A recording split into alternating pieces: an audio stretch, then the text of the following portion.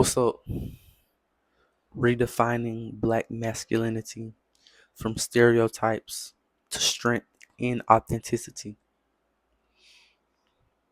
There's a part of a black man that when he becomes self conscious, he begins to create from himself and not what the white man slash slave master told him what he is, not what his mother told him who he is, not what his father, friend, or spouse told him what he is. This makes the black man the most powerful and godlike. Now let's look at how stereotypes take you from your real identity as a black man. Stereotypes limit black men in hypermasculine ways, like being aggressive, unemotional, and dumb. Over time, these stereotypes shaped how they saw themselves and how others saw them. It's all about authenticity, connection, and breaking down what it means to be strong. Don't choose to be a slave. Don't choose to be mindless. We all got choices to make. Okay. Now, let's dive into more of how this affected me and my personal life and just my life and who I am as a man.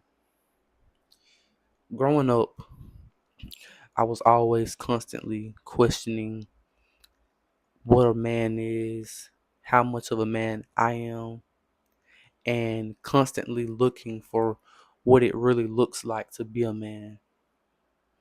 And I would oftentimes find myself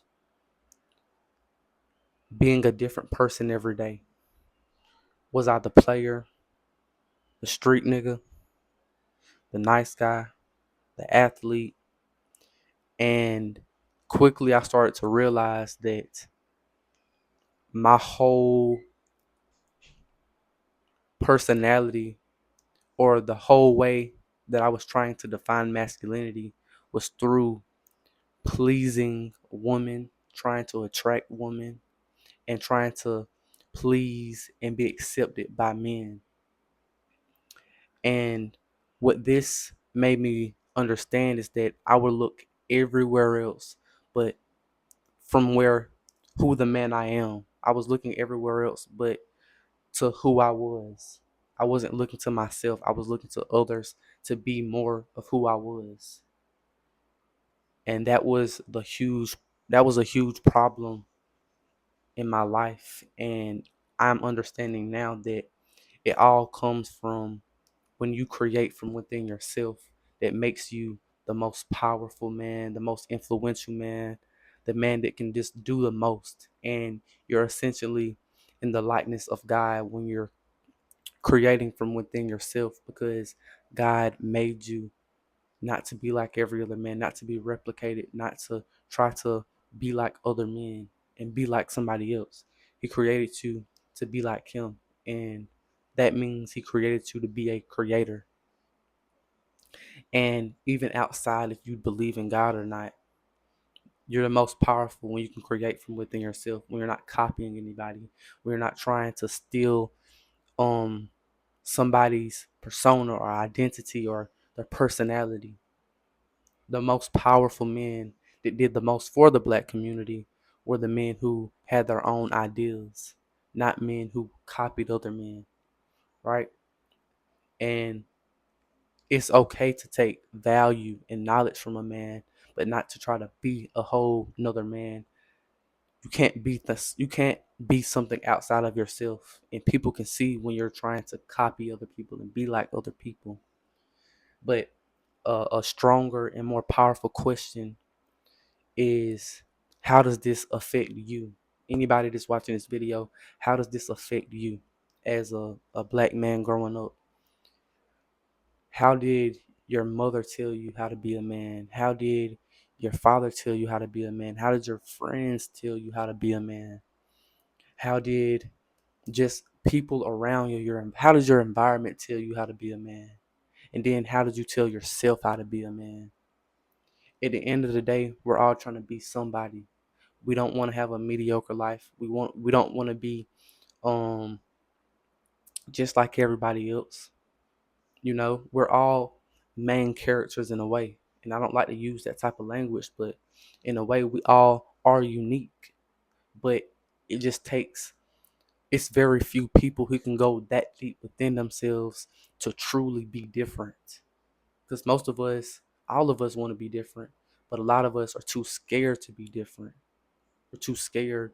We're too caught up in what's cool and being accepted by people. And that's been my whole problem in life, trying to be accepted by people. And that just gives you so many identity issues. But I'm understanding that it comes from within. And that's when you're the most powerful. That's when you're the most creative. That's when you love yourself the most because you're being yourself. And I know it's cliche, but how many people do you think actually are being themselves? Understand that a human being, fundamentally, we're social creatures. We're looking at everybody else. We're trying to adapt to everything else, to everybody else, except to ourselves. And I'm just understanding that we never can get anywhere as a people, as black men, when we constantly choose not to be conscious of ourselves, to be self-conscious, to be mindful of who we are and who we want to be, not trying to copy other cultures, not trying to copy other people. Black people have a big problem with, being pretendians and, oh, I'm part Cherokee, I'm part this my culture, I'm part this, I'm this and I'm that and I'm that and I'm that. As a black man, we really got to get away from that, and we have to set the standard in the black community of who we really are, and standing in that, and just being in that. And that's pretty much all I got to say for the video. Peace out.